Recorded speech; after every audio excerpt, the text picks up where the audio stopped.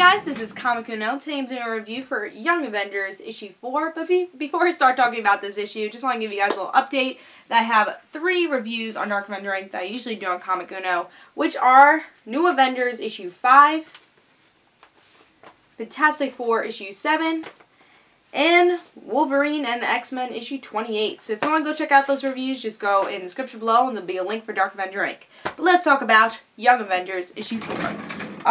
Really love this cover. I'm a humongous Kate fan, and we're finally seeing Kate, so I was like, oh, finally, we actually might have a good story. We haven't seen Noh-varr or Kate since I think like the first issue. They've really been concentrating on the other Young Avengers, so I was like, alright, finally. And the art is not bad for Young Avengers. I'm not in love with it, but it's not great, but it's not bad art. So, I think that shows in this cover also. I think it's just very bulgy, I guess, the art.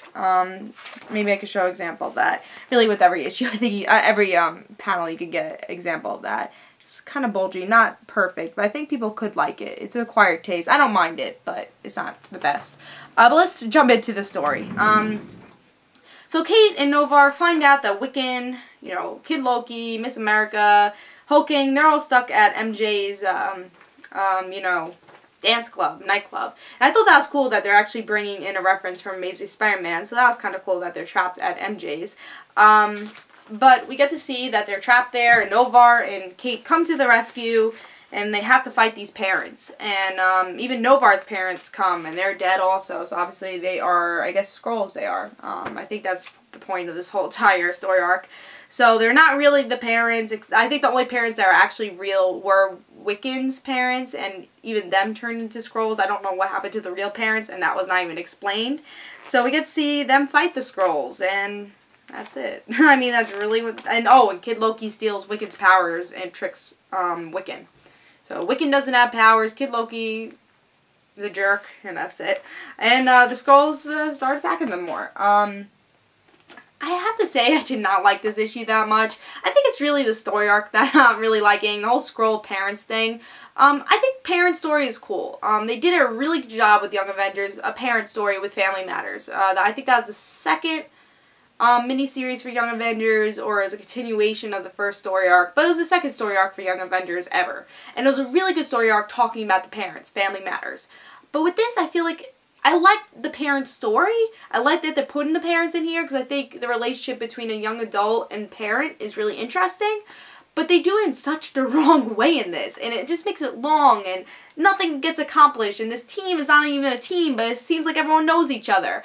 It doesn't have the spotlight that this team should have, and the enjoyability that this team should have. I really love this team. I like these characters, and they're not doing a good job with it, and they make it really generic. Honestly, I'll give one example of this, but there's plenty of examples in this issue where Kate's holding this alien technology, you know, bow and arrow.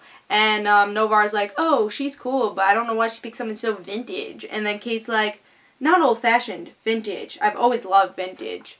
Like, that's so young adults in New York City going to college. It's like, I love vintage. I'm a hipster. You know, I just felt like that was so generic. And, like, oh, everything's vintage in New York City, and everything's vintage for a young adult college student.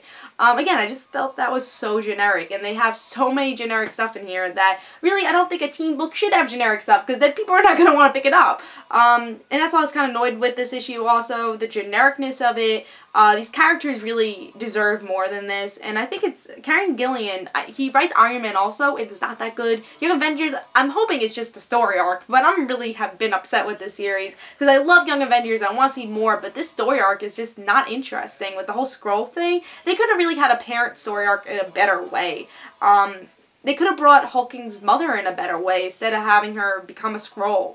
Again, if they want to have a parent story arc, they could have done something different and made it more interesting. And also, they don't even bring Kate's parents in. At least Kate mentioned it. It's like, oh, well, thank God my mother didn't come. But I feel like they've been avoiding her parents since, like, the first series. We have never seen her. I think we saw her parents with the wedding where she's first introduced, but we never see her parents. Like, even when she gets all these uniforms with her father's money, it's like, where are these parents? I would love to see the interaction with that, and I think that could be interesting, something we haven't seen. We've seen Wicked's parents, we've seen Hulk's parents, and I guess we're learning about Noh-varr and Miss America's parents. But I would love to see Kate's parents. I think that could be interesting, but not as a Skrull, as you know, her actual parents. I think that could have been more interesting than this Skrull story. Yeah, so I've been disappointed with this series. I'm, again, hoping it's the story arc and maybe to get a new writer, because this series deserves so much better than it's been. Also, I was kind of annoyed by one of the pages in here that I felt like was unique, but really confusing and too much to read. It's this part where it's kind of like a map, where you have to see what Noh-varr's doing, get the map of the whole nightclub, and then you see exactly what they're doing. It was cool, but I was looking at this page for like 5 minutes. I had to read a key to see what he's thinking about. Think about Kate, think about, you know, attacking these people, but it's so much to look at. It should be like 5 minutes to look at it all. So I thought that was cool, but really maybe a little bit too long and maybe too big and too much to read. Too many things going on one page and one splash page. So that annoyed me, but I liked it at the same time. This is actually my worst pick of the week. I didn't enjoy it, and I want to enjoy the series, and I'm still going to pick up this series because I'm a big Young Avengers fan. But I'm hoping something changes, you know. I feel bad because I think the people that have been reading this that aren't Young Avengers fans think that the Young Avengers actually act like this and the stories are like this. They have better stories than this, and I'm hoping it gets better to show non-Young Avengers fans to become Young Avengers fans. Yeah, so I give it a 2.5. I didn't really enjoy it. My worst pick of the week. I'm really hoping this series gets better, but I don't know. It hasn't been what I wanted it to be. We finally get an ongoing series with this team, and it's not that great. So I give this 2.5. I say don't pick it up. This is Comic Uno. Hope you guys enjoy. Guys, don't forget to follow me on Twitter for Comic Uno and the Red Situations, and I'll see you guys later. Bye, guys.